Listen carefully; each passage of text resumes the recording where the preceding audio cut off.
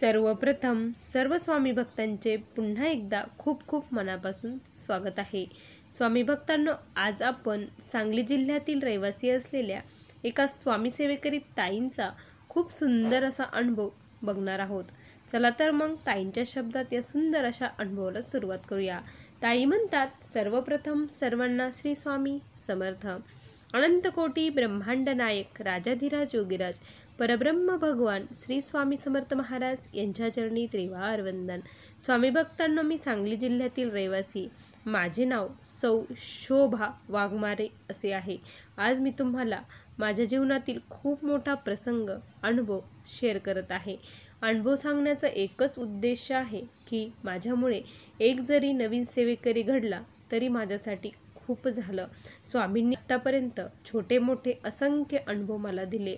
स्वामींनी माझा जेव्हापासून हात पकडला ना, तेव्हापासून मला एकटं कधीही वाटलं नाही। कितीही मोठे संकट येऊ, पण स्वामी माझ्यासोबत असल्याचा भास नेहमी स्वामी मला करून देतात। या संकटामध्ये सामोरं जाण्याची ताकद मला स्वामीच देतात। स्वामी भक्तांनो, माझं आयुष्य हे खूप खडतर आहे। माझ्या आयुष्यामध्ये जे दुःख आहे, मी म्हणेल की हे दुःख कुठल्याही स्त्रियेच्या वाटेला येऊ नये, असा पती कुठल्याही स्त्रियेला मिळू नये। आज माझे पती स्वामी कृपेने 50% व्यवस्थित झाले आहे, पण आणखी 50% तसेच आहे। मी खूप दुःख सोसलं आहे। स्वामी भक्तांनो, जेव्हा माझं लग्न झालं ना, त्यावेळेस माझे मिस्टर मला खूप त्रास देत होते, इतके मारायचे की बस। जर या काळामध्ये जर अशी पती असेल कुणाला, तर ती स्त्री त्याच्यासोबत संसार करू शकत नाही। मी माझ्या आईवडिलांसाठी, आमची परिस्थिती गरीब होती, त्यामुळे मी ह्या सर्व काही सोसलं आणि येथे यांच्याजवळ राहिली।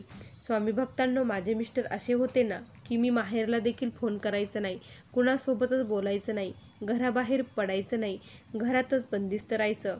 थोडं काही झालं, इकडे बघितलं तरी ते मला इतके मारायचे की त्याचं काही अंतच नाही, आणि ते ड्रिंक देखील करत होते। त्यामुळे खूप दुःख होतं, मी माहेरही जाऊ शकत नव्हते। पण एक सीमा अशी येते ना की तिथे आपली सहनशीलता ही संपून जाते आणि त्यानंतर आपण एक निर्णय घेतो। असंच माझ्या बाबतीत झालं। मला 2 मुले झाले होते। माझा मोठा मुलगा जवळपास 9वीला होता। त्यावेळेस अक्षरशः त्यांनी मला इतकं मारलं ना की मला उठता देखील येत नव्हतं, इतकं भयानक मारलं। आणि ह्या त्रासाला कंटाळून मी शेवटी तेथून जाण्याचा निर्णय घेतला। मी म्हटलं, आता काही होऊन मी येथून जाणारच। आणि त्यानंतर मी माझ्या माहेरी गेले। माहेरी गेल्यानंतर मी जवळपास 3 वर्ष तिथे काढली। तिथेही मला खूप भयानक त्रास झाला। काही म्हणो स्वामी भक्तांनो, तुम्ही मला काही म्हणा, पण आपलं घर ते आपलं घर असतं। एकदा मुलीचं लग्न झालं की तिथं तिचा काहीही अधिकार नसतो, हक्क नसतो, कारण भाऊ भाऊजाईमध्ये राहणं हे शक्य नसतं। जरी आई वडील आपले असले तरी भाऊ आणि भाऊजाई हे आपले नसते। प्रत्येकाला आपला आपला संसार करायचा असतो, प्रत्येकजण आपला विचार करत असतो, कोणीही कोणाचा विचार करत नाही। या सृष्टीमध्ये जो कोणी साथ देत असेल, जो खरा आपल्याला सोबती असेल, तर ते फक्त देव आहे। आणि माझे स्वामी त्यावेळेस माझ्या आयुष्यामध्ये आले। माझी जी मैत्रीण आहे ना, तिने मला त्यावेळेस स्वामींविषयी सांगितलं, अगं तू स्वामींची सेवा करून बघ म्हणे, बघ तुझ्या काहीतरी चांगलं तुझ्या जीवनामध्ये होईल। आणि मी स्वामींची सेवा करू लागले। स्वामींची सेवा जशी जशी वाढत होती, करत होती, तसं मन थोडंसं रमत होतं। मी दुसऱ्याच्या शेतामध्ये कामाला जात होती आणि माझ्या मुलांचं शिक्षण तिथे राहून करत होती। पण मला खूप वाटत होतं की माझ्या मिस्टरांनी यावं, मला न्यावं, मुलांनाही न्यावं आणि आमचा संसार अजून देखील सुखी व्हावा, अशी माझी खूप इच्छा होती। आणि मग मी तसंच करत होती। त्यासाठी मी स्वामींची सेवा करत होती, कारण कितीही म्हटलं तरी मुलांना देखील वडिलांचं प्रेम हवंच ना।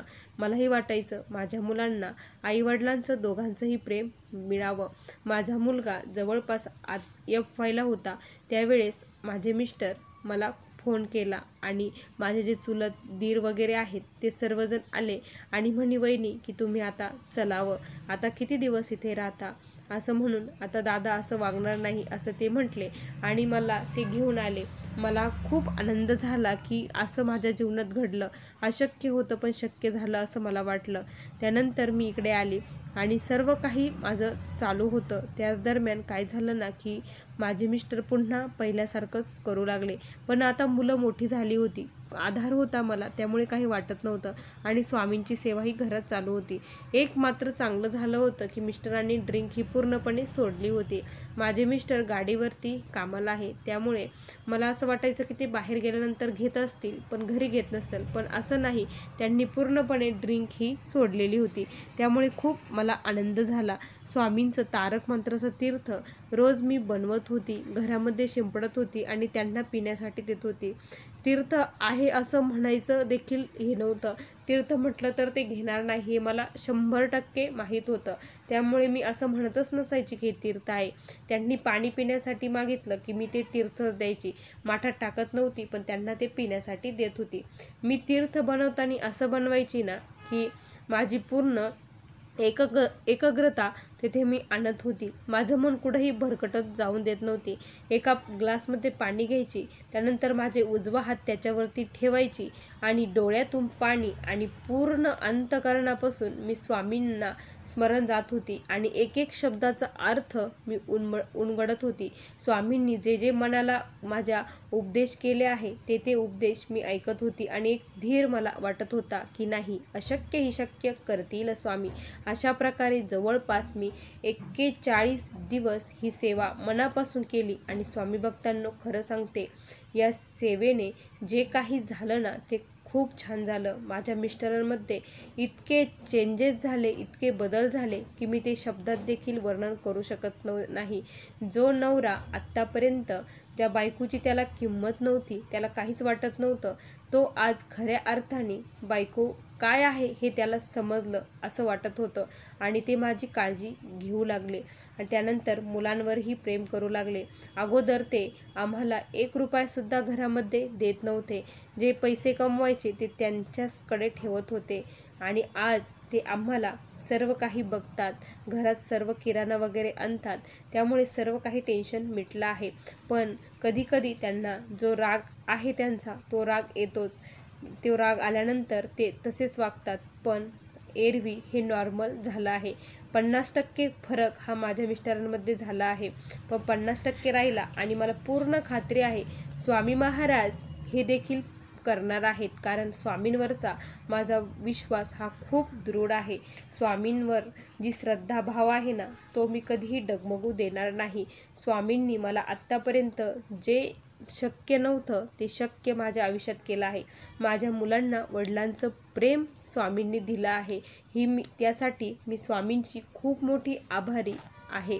स्वामी भक्तांनो, स्वामींची मी काही फार मोठी सेवा करत नाही. फक्त 3 अध्याय, 11 माळी आणि हे तारक मंत्राचं तीर्थ एवढीच सेवा मी करते. पण या सेवेने माझ्या घराचं सोनं झालं आहे. असंच जी काही माझ्या बहिणी आहे त्या या संकटात आहे, त्या देखील या प्रॉब्लेममध्ये आहे, त्यांनी देखील अशाच प्रकारे सेवा करावी आणि त्यांनी देखील अनुभव घ्यावा, यासाठी मी हा अनुभव शेअर केला आहे. स्वामी भक्तांनो, असा मला आलेला हा स्वामींचा दिव्य अनुभव होता. श्री स्वामी समर्थ. बघा स्वामी भक्तांनो, किती सुंदर अनुभव होता. तुम्हाला या ताईंचा अनुभव कसा वाटला नक्की कमेंटमध्ये कळवा. पुन्हा भेटू अशा सुंदर अनुभवासोबत. तोपर्यंत सर्वांना श्री स्वामी समर्थ. जय जय स्वामी समर्थ. श्री गुरुदेव दत्त.